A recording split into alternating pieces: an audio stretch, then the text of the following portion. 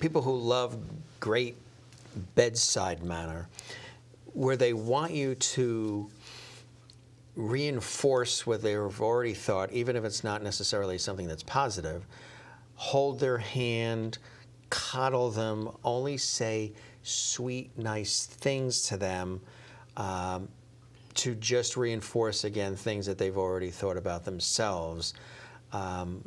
You have that, and how do you handle those people that want you to just be sweet all the time and agreeable all the time, not really challenge them, just be, I'm here to prop you up and that's it? Well, I've had people like that in the past, and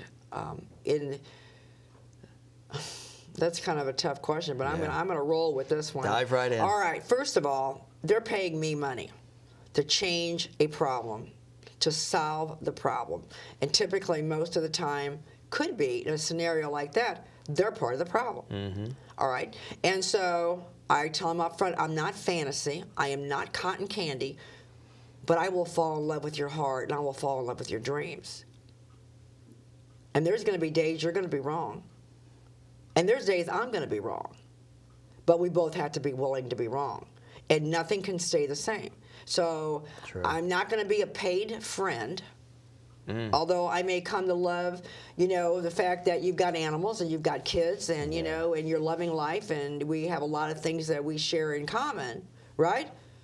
But I'm not going to be this paid person that whatever you want to hear, you're going to hear, because you know what? When I go to bed at night, I know I've spoken the truth. Right. And if the truth is what it takes for you to make changes, then, honey, you need a dose of it. Right.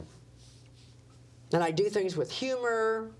And I think my clients know that when, they've like way off the beaten track, and they always say, I know what you're going to say. I say, oh, what's that? Well, this is wrong. I said, I've never told you it was wrong before, but tell me why you think it's wrong. Oh, okay. You might think about this differently going into the next one. Are they ever afraid to tell you when they've done something that was wrong, or they sort of fell off the wagon, that they would be disappointing Debra? I told them that they could never disappoint me, because I don't want that. I don't want that kind of a barrier with a client, because they can't disappoint me. They could disappoint themselves. Mm-hmm.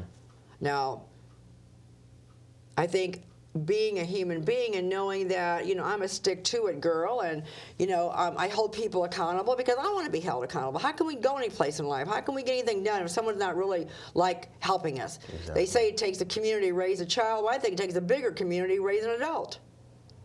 Yeah. Right? Yeah, because a lot of them act like children. Right. You're right. It takes a bigger community to get adults going in the right direction.